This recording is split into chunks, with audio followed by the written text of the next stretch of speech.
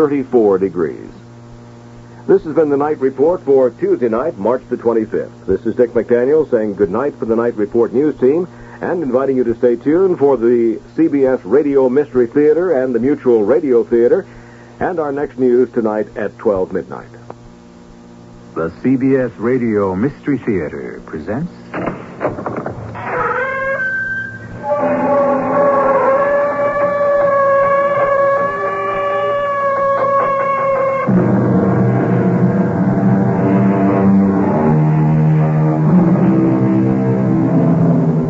Come in. Welcome. I'm E.G. Marshall. The drama we have produced for your enjoyment is adapted from an original short story called The Specter, Bridegroom. Its author was Washington Irving, born to immigrant English parents in New York City on the 3rd of April, 1783. Many think that he was the prime mover in the introduction of the short story to this country, to be followed by such other masters as Nathaniel Hawthorne, Henry James, and Mark Twain. Forgive me, sir, but I must go. I have a solemn and indispensable engagement. Well, surely you can send someone in your place. It admits of no substitutes. I must attend in person. But why? After all... The worms expect me. The grave is waiting for me. They will bury me at midnight, and I must be there.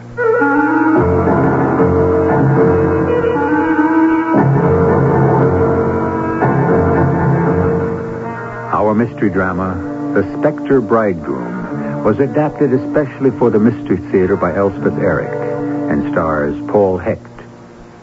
It is sponsored in part by Sunkissed Growers Incorporated. I'll be back shortly with Act One.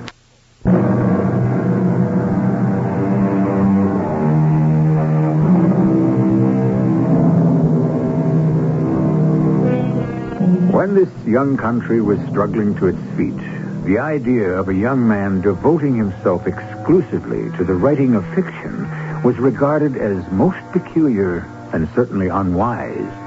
But Washington Irving set his course early in life and never swerved from it. By the time he reached his 30s, he was not only acclaimed by his own countrymen and immensely popular, he was also hugely loved. Listen now to his story of The Specter Bridegroom.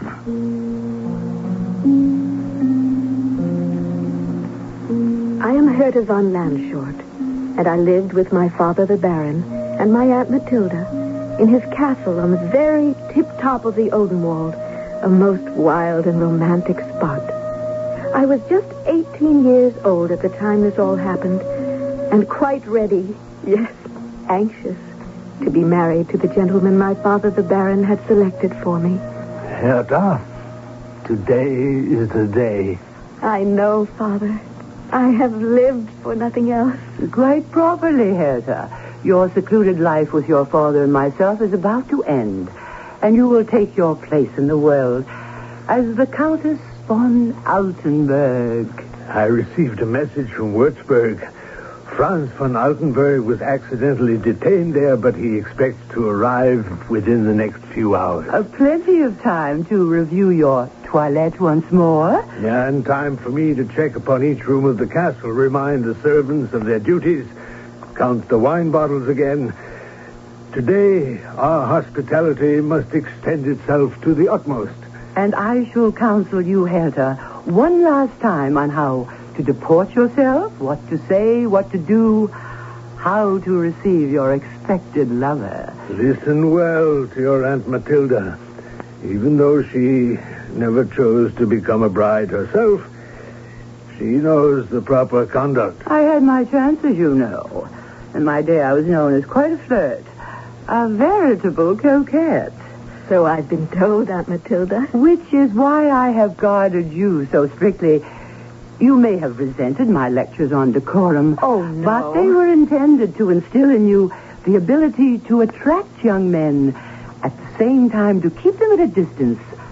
Oh, providing, of course, they are properly authorized. No one can criticize your system of upbringing, Matilda. But Allow me some self-satisfaction that I have fathered a daughter with extraordinary beauty. That, too, might well appeal to Franz von Altenburg. Father, may I ask you something? Something perhaps trivial in your eyes. Ask whatever you like, my precious girl. Father, do you think he's handsome? My bridegroom? The day dragged by. My intended bridegroom did not appear. Hour rolled after hour. The sun, which had poured his downward rays upon the rich forest, now just gleamed along the summit of the mountains. We waited. We waited. The last ray of sunshine departed. The bats began to flit by in the twilight. The road leading to the castle grew dimmer and dimmer to the view. Nothing appeared stirring in it. Night closed in. An hour ago, I thought I saw the Count and his attendants. I thought I heard the sound of horns floating from the valley. Some horsemen advanced along the road, but suddenly they turned off in a different direction entirely. Since then, there's been nothing. No sound of horns, no sound of horses' hooves, no sound of voices. Nothing. He's not coming. Brother, what am I to tell the servants? What of the banquet they have spent 3 days preparing? Matilda, give orders for the feast to commence. Without the guest of honor? Without him. He's not coming. Tell them all to seat themselves at the table. Tell the servants to pour the wine, bring in the delicacies. How are we to go through with this farce, this travesty? The best way we can. Go, Matilda. Seat the guests. Summon the servants. Let the banquet begin. Herta and I will join you in a moment or two. It's intolerable. Unendurable. He doesn't want me. No, my child. He has reconsidered, and he doesn't want me. There may be an acceptable explanation. You had a message from Würzburg, and Würzburg is not so far from here. He could have covered the distance long before now. Yes, that's true enough. There can be but one reason why he has not arrived. He has reconsidered, and he does not want me. Oh, my darling child. Someone has told him that I am not worthy, that my intelligence is insufficient, that my appearance is unattractive. Oh, no one could say such things. They have told him that I am undesirable, and he has changed his mind. He is not coming. He does not want me. No. Oh, yes, Father. We must face the truth. Brother, the guests are seated. Herta? Come, my child. We must brazen it out one way or another. Come, Herta. What's that? A horn. A horn. I heard a horn. Do you think... Could it be... He's here. Franz von Altenburg is here. Admit him, brother. Go to the door and let him in. Oh, praise the good Lord. Aunt Matilda, do you think... Who else could it be, my darling? Welcome, my dear Count von Altenburg. I am the Baron von Landshort. Welcome to our home. Come in. I am sorry. So very sorry. No need to be sorry, my dear fellow. Not now, not at this joyful moment. No need at all. To break in upon you like this. I listen to no apologies, not at this happy time. Come, let me present you to my sister, Matilda. Count von Altenburg. And this, dear Franz, I may call you Franz, I trust, under the circumstances. This, Franz, is my daughter.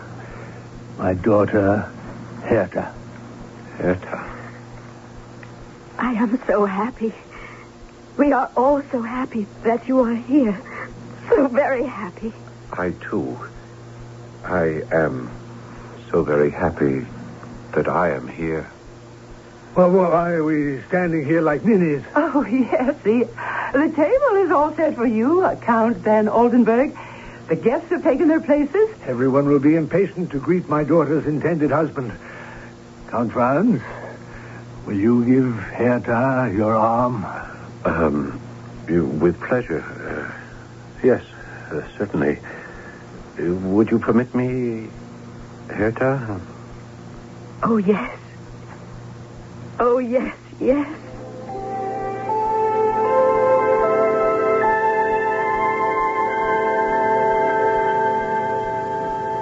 I remember little of the banquet.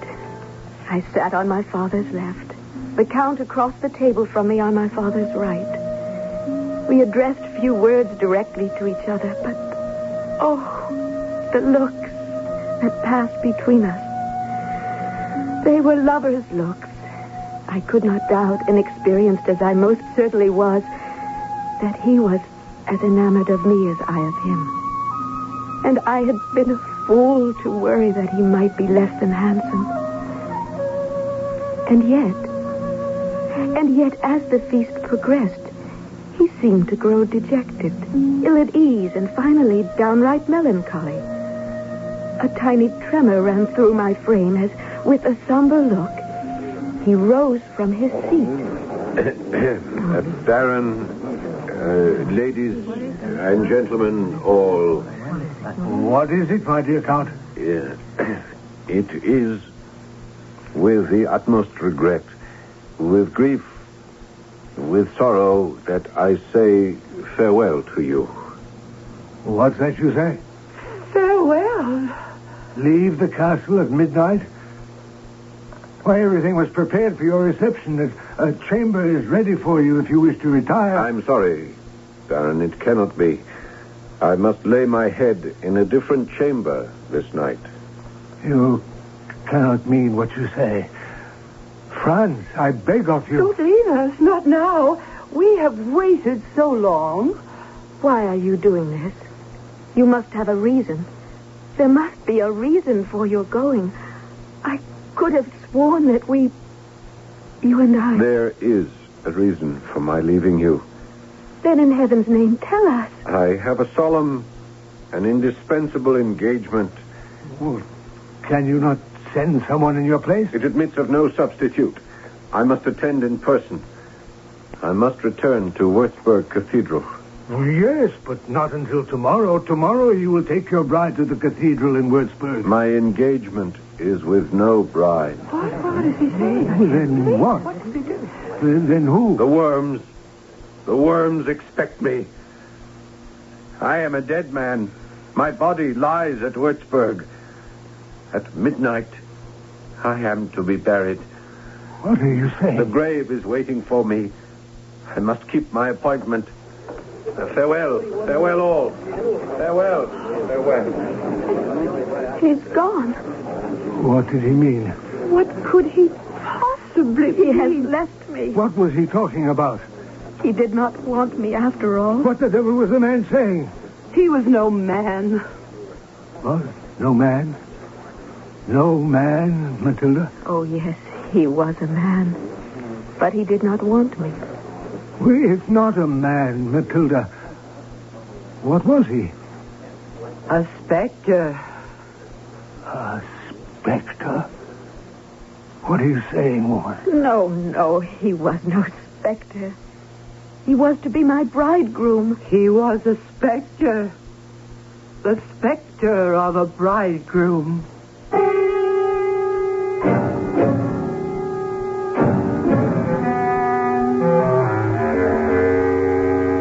By the time Washington Irving was 36 years old, he had written a collection of essays, sketches, and tales. They were published in 1819 under the title of The Sketchbook, and made Irving something of a celebrity. There were only 3 stories in the sketchbook. One of them was The Specter Bridegroom. The other 2 are among the most famous tales ever written: The Legend of Sleepy Hollow and Rip Van Winkle. I'll be back shortly with Act 2.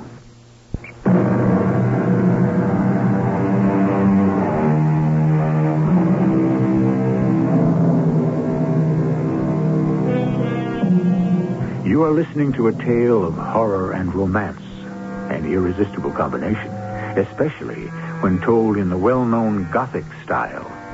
So-called Gothic stories were enormously popular in Washington Irving's day, and they have continued to be in demand by the reading public and now the listening public.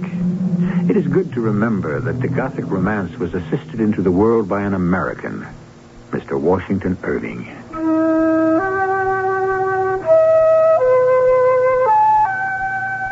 I have Matilda von Landshort. When my sister-in-law died, giving birth to Herta, my brother the Baron asked me to undertake the rearing of his motherless daughter. She grew into a young lady of perfect docility and correctness. Was this to be my reward for years of careful, constant supervision? That she and I and her father should be deceived, deluded, yes, cheated. Cheated by a visit from a phantom? The answer, the tragic reply to that question, arrived the day after the banquet. And it was myself who had to relay it to my brother, the Baron. Yes? Who is it? It is I, brother. Matilda? Enter. Oh, brother dear. Yes. What is it, Matilda? Well, we had a message. Oh, yes. What message? Speak up. I have asked Herta to join us here. She'll be along presently.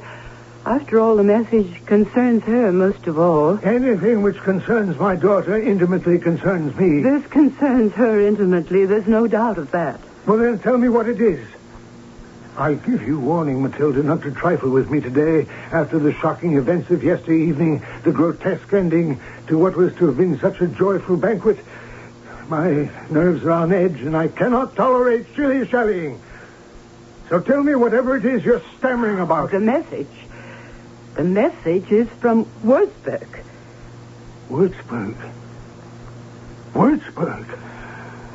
But it was to Würzburg that the Count said he must go when he left us so precipitously. Yes, to the cathedral.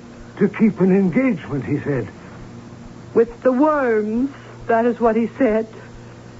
To be buried. At midnight. Brother, the message which has just been delivered says that France, Count von Altenburg, was murdered. Murdered? You said murdered? Murdered. Yesterday. His body found and interred in Würzburg Cathedral at midnight. No. Oh, no. I can't believe... It's true, brother. Aunt Matilda? Father? You wished to speak with me? Oh, my poor child. My dearest child. How can I tell you? Let me do it. Herta, we just had word that the Count von Altenburg was murdered yesterday and his body interred in the cathedral at Würzburg. But he was here last night. That was a phantom. Don't you know that by now? An apparition? Your Count died, and what arrived here was a specter. A specter bridegroom. You can well imagine the dismay that settled upon the castle. My brother shut himself up in his chamber. The servants huddled in groups, shaking their heads and shrugging their shoulders. But the situation of the widowed bride was the most pitiable. To have lost a husband before she even embraced him. And such a husband. Of course, I insisted on sleeping alongside her in her chamber. Herta? Herta, my dear? Yes, Aunt Matilda? Oh, have you slept at all, my precious? No. Oh, my poor darling, what am I to do with you? There's nothing to be done. But you must have your rest. You'll lose your beauty, your young freshness if you do not sleep. I have no further use for beauty, or freshness, or youth. I'm widowed, and I've never been a bride. Try, my dear one. Try to sleep. No. I simply lie here and gaze at the beams and the rising moon, trembling on the leaves of the aspen trees, and think of him. Your Specter bridegroom. Whom I love with all my heart, and shall love forever. Oh, my dear, don't say it. Hey, what are you doing? Nothing. only going to the window to look down on the garden. Oh, well, wait. I'll join you. There's no need to. Nevertheless... Ah! Be quiet, Aunt. He's there. He's come back. Do you see him, Herta? Herta, do you see him? Of course I see It's your him. Specter, Bridegroom. Yes. The man I love. Herta, have you seen this Specter before from this window? No. But I have expected him. And now he is here. No, come away from the window. And he will come back again and again and again. He will be my consolation. You cannot console yourself with a Specter. What else do I have? We will sleep in a different bedchamber. Oh, no, Aunt Matilda. I refuse to sleep here again. We'll move to another wing of the castle, you and I. You may sleep wherever you like, Aunt. I shall sleep here. Young lady, are you defying me? I suppose I am.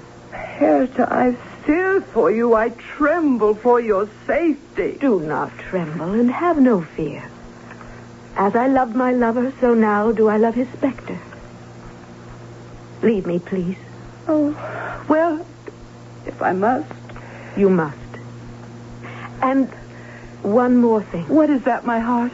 Swear that you will never repeat to anyone what has transpired here this night. Oh, Herta. Swear by the saints you will keep my secret. By the holy saints, I swear. What else could I do?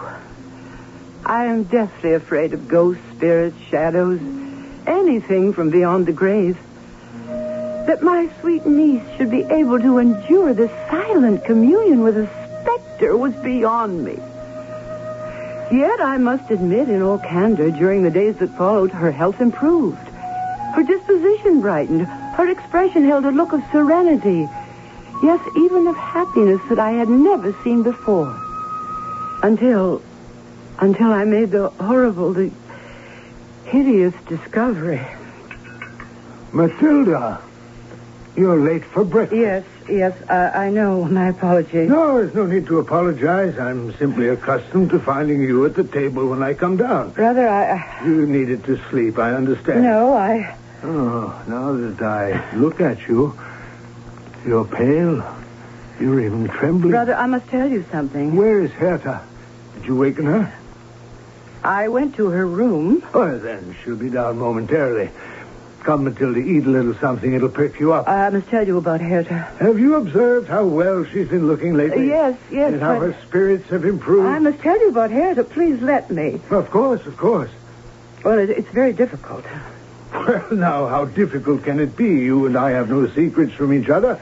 Now, what is it? I do have a secret, something I've kept from you. I took a sacred oath. What is it? Well, speak up in heaven's name. Well, I shall have to go back to the day we received the message from Würzburg. That the Count had been murdered. His body interred in the cathedral. Yes. You remember that Herta was stricken to the heart? Well, of course she was. To lose a bridegroom. The specter of a bridegroom. She was so distraught, I feared for her very life. And so did I. That is why I moved into her bedchamber and slept beside her. Not that she slept very much. Then one night, I spoke to her. I was sure she was wide awake. I told her that if she did not sleep, she would lose her beauty, waste her youth. She said neither beauty nor youth had any value to her, since her heart lay with him, with the man she had promised to marry and had never even kissed. The Count. The shadow of the Count. Then, without warning, she got out of bed, went to the window. She said it was only to gaze down on the garden. I said I would join her at the window, and I did. Oh, brother, I looked out the window into the garden, and there he stood, gazing up to the second story from where we looked down on him. Are you saying I screamed so loud I should have wakened the entire household. For what I saw in the garden was the Specter bridegroom. No. Yes, it is true. I swear it. I must say to you that there was still the semblance of manly beauty about him. He looked something the same as he had when he came here for the banquet. I could understand a little, at least, why she found him endearing. Endearing? You said endearing? How can a shadow be endearing? I said as much to her, and she replied, I shall never forget her words. She said, where the substance is not to be had, the shadow must suffice. Good Lord. Moreover, she said she expected him to return night after night, again and again, and she would observe him from her window. She said he would be her consolation. And did he? Did he come again? I think he must have. I, of course, could not continue sleeping in that chamber. I moved to another room, and she stayed where she was. I believe that each night she has silently communed from her window with her spectral bridegroom. Well, you must admit it's done her no harm. On the contrary, she has blossomed. She has bloomed. Yes, I admit the truth of that. Still, I should have been told. You should have told me, Matilda. She swore me to secrecy. She extracted my vow that I would never breathe a word of her unholy trysts. This morning, a half hour past, I went as I have always done to awaken her for breakfast. And she's not there. What? Not there? Where is she? I have searched the castle, every nook and cranny. Have searched the grounds of the estate. She is nowhere to be found. It's impossible. Utterly impossible. Summon the staff. We shall all look for her. We will not find her. Why not, in the name of heaven? Because the Specter has carried her away. My poor brother, the Baron, he ran frantically about the castle. He questioned every servant, and two of them said that they had heard the night before the clattering of a horse's hoofs down the mountain near the hour of midnight. They had no doubt that it had been the Specter on his black charger bearing her away to the tomb. As for myself, I had known it all along. In 1789, George Washington was inaugurated president in New York City. So Irving would have been 5 years old when, it is said, on seeing our first president enter a shop, a young Scottish maidservant followed him with young Irving in tow and said, "Please, Your Honor, here's a bairn who is named after you." Whereupon the great man touched the small boy's forehead and gave him his blessing. I'll be back shortly with Act 3.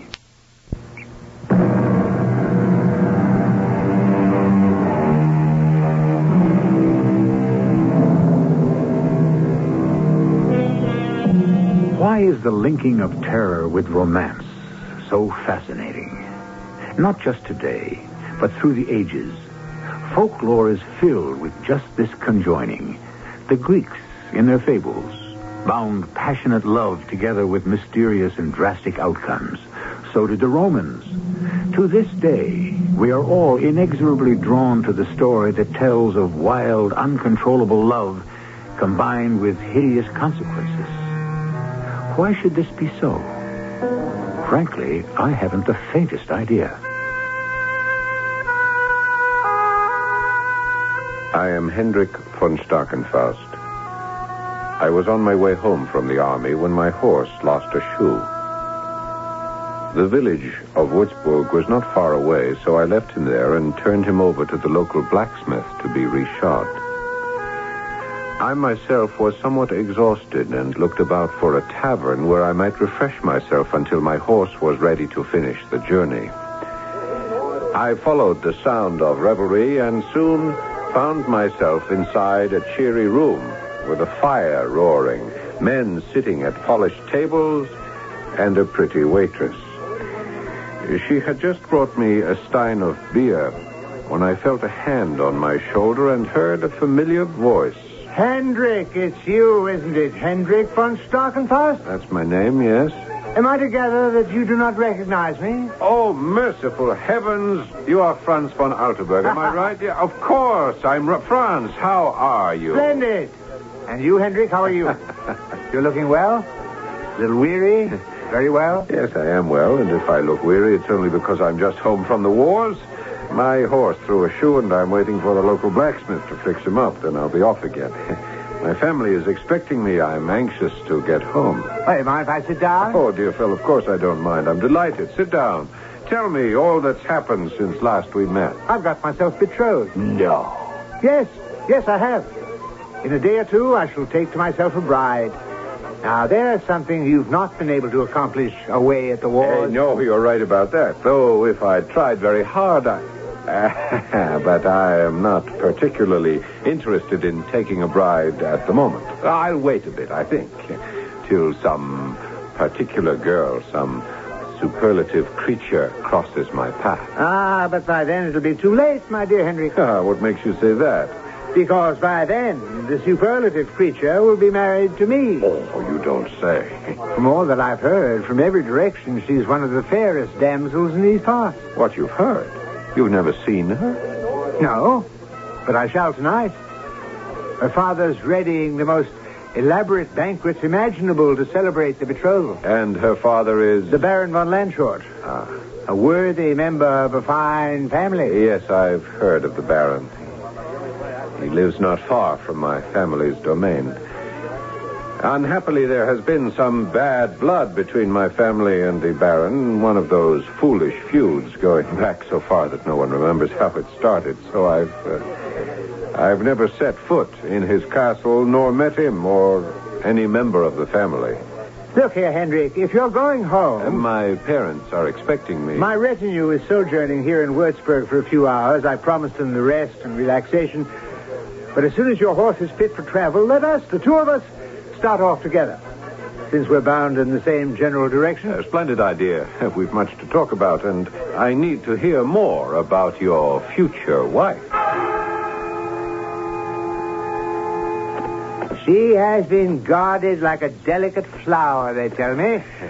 And they say she looks like one, too. Yes, Franz, this forest is said to be infested by robbers. Her Aunt Matilda has watched her like a hawk. Yes, I know for a fact there are hordes of disbanded soldiers wandering about. They can be dangerous. Bertha von Landshort will be the crowning glory of my life. Franz, look there, behind the tree.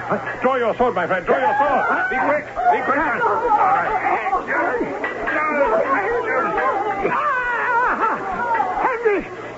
Henry! I'm wounded! Henry! Help me! Help! I'm stricken, Henry. Help me. The retainers are approaching, Franz. Badly stricken. The robbers heard them and they have fled. It's too late. It's too late. No. Don't try to lift me. It hurts too much. What can I do? Tell me.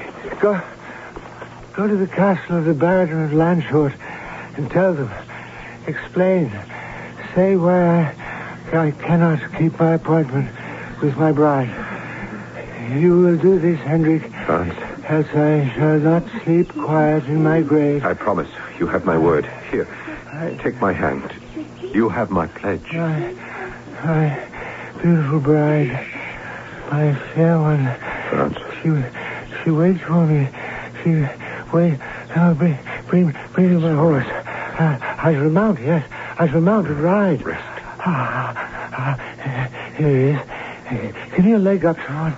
Up into the saddle. Reins in my hand. The spurs press into my horse's sides. Now, forward. Slow trot. Fast trot. Into a canter. Now gallop. Faster.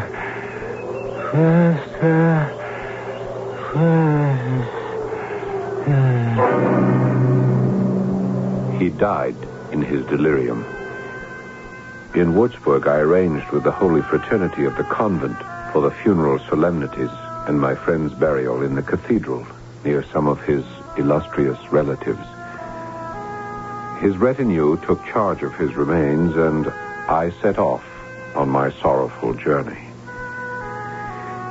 I shall confess to you, whisperings of curiosity stirred in my bosom to see the far-famed beauty of whom he had said so much, though my heart was heavy and my head perplexed at the thought of presenting myself an unbidden guest among traditionally hostile people, of dampening their festivities with tidings fatal to their hopes.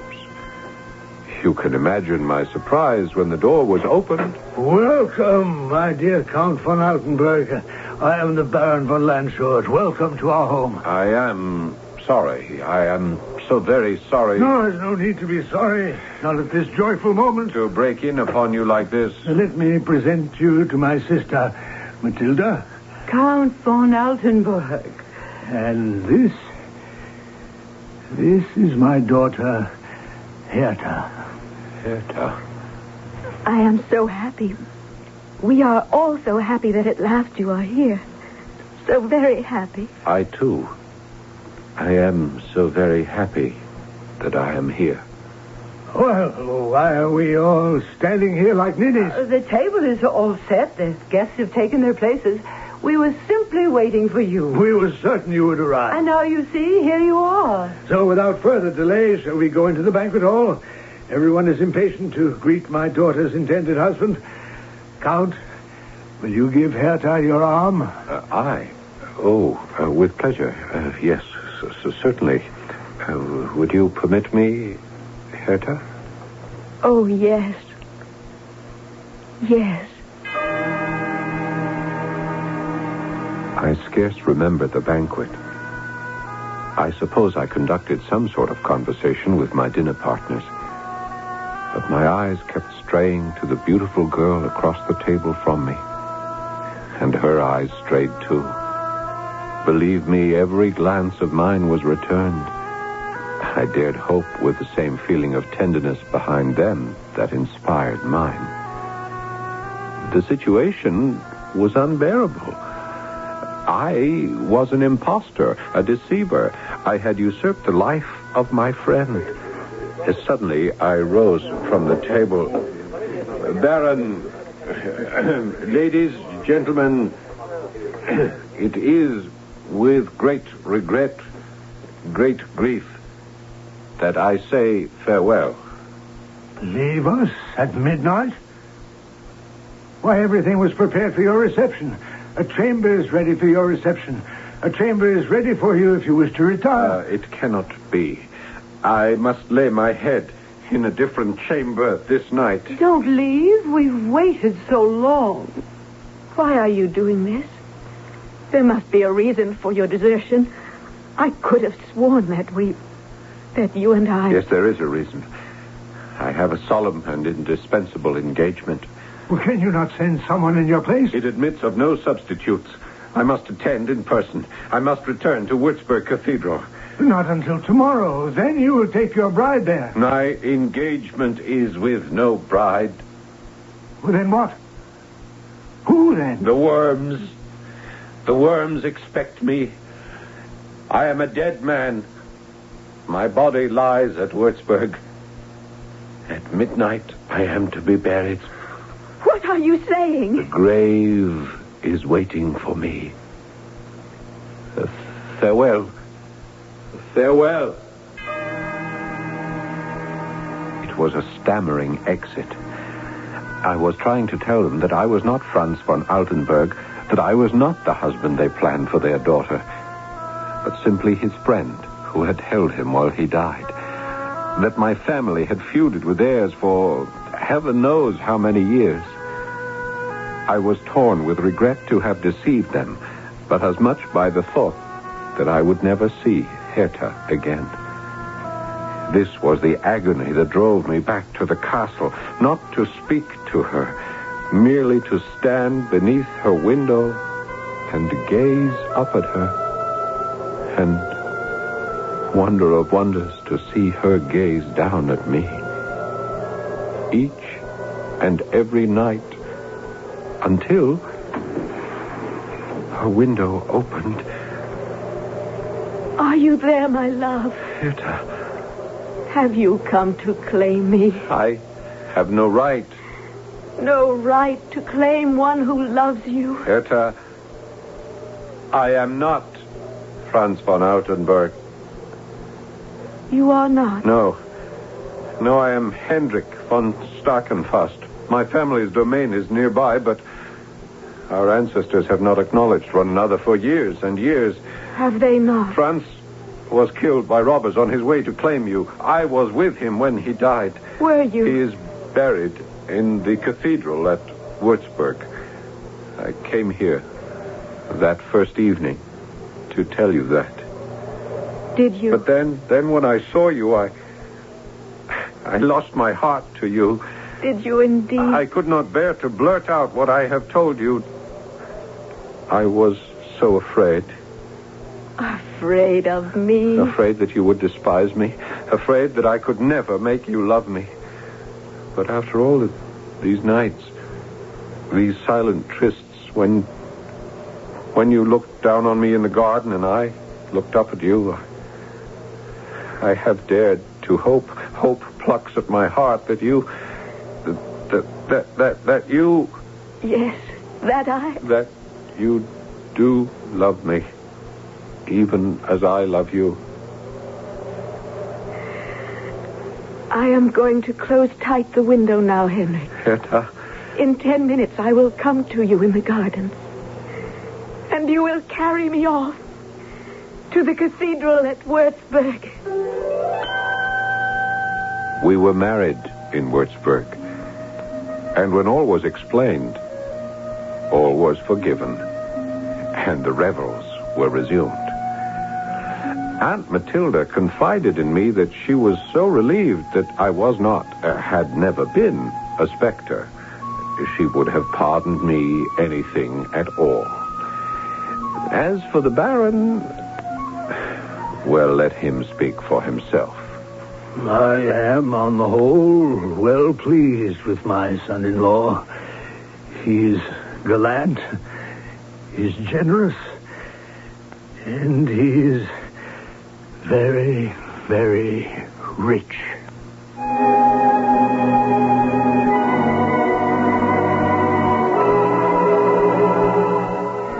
You see how foolish and how dangerous it can be to believe in specters, phantoms, ghosts. Any one of them may turn out to be a real flesh and blood person. And there's this, too.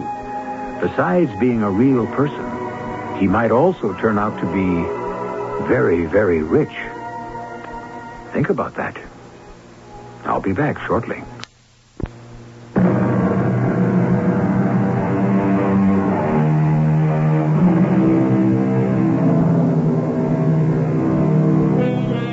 The Gothic tale is international. Starting with the Castle of Otranto by the Englishman Horace Walpole, it was followed and improved upon by Honoré de Balzac in France. In America, the form was carried on by Washington Irving and brought to a peak by the genius of Edgar Allan Poe. It may be foolish and dangerous to believe in specters, but it certainly is fun to listen to them. Our cast included Paul Hecht, Robert Dryden, Grace Matthews, and Patsy Bruder. The entire production was under the direction of Hyman Brown. This is E.G. Marshall inviting you to return to our Mystery Theater for another adventure in the macabre. Until next time, pleasant dreams.